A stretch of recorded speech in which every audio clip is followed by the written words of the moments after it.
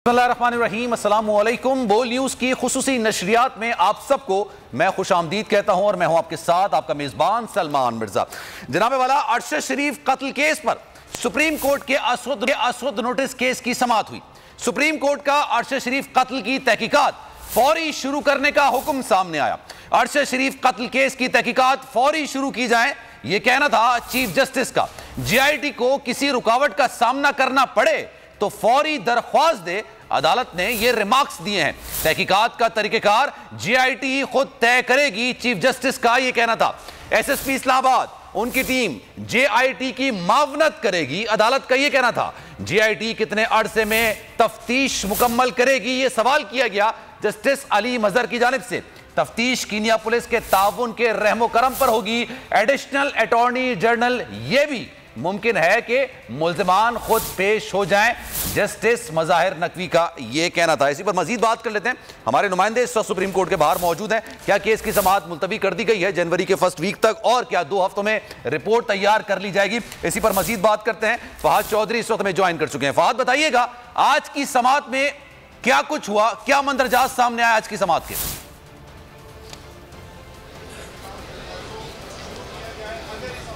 जी, आज अरशद शरीफ शहीद कत्ल अज़ नोटिस की समाअत जब चीफ जस्टिस की सरबराही में शुरू हुई तो सबसे पहले तो वफाकी हुकूमत की जानिब से स्पेशल जीआईटी की तश्कील का नोटिफिकेशन अदालत में जमा करवाया गया। अदालत को एडिशनल अटॉर्नी जनरल की तरफ से बताया गया कि स्पेशल जीआईटी 5 अरकान पर मुश्तमिल होगी, जिसमें ISI, IB, military intelligence, Islamabad police के नुमाइंदगान शामिल होंगे।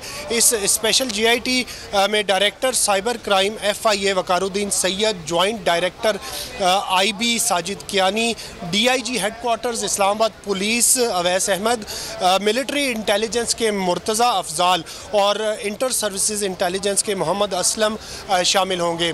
जब चीफ जस्टिस ने इस्तफसार किया कि ये GIT कितने अरसे में अपनी रिपोर्ट देगी, कब तक काम मुकम्मल करेगी, तो एडिशनल अटॉर्नी जनरल ने कहा कि ये डिपेंड करता है कीनिया पुलिस की तहकीकात पर, उस पर मुनासिर है। जिस पर अदालत ने यह कहा कि वजारत खारजा और दीगर तमाम मुतालिका इदारे इस GIT की मुकम्मल मुआवनत करेंगे और SSP इस्लामाबाद जो है वो भी इस GIT की मुआवनत करेंगे।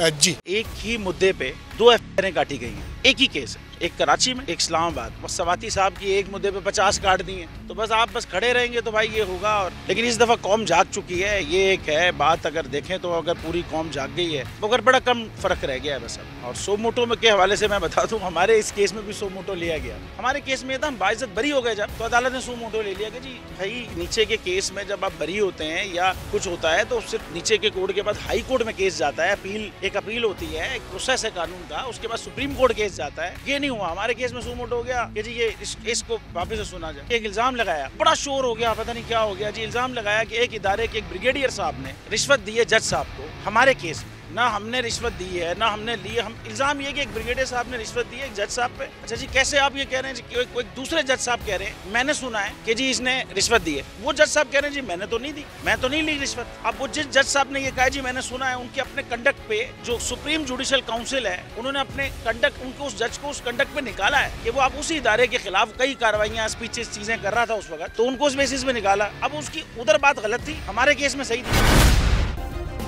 सब्सक्राइब करें और बेल दबाएं ताकि कोई खबर रह न जाए।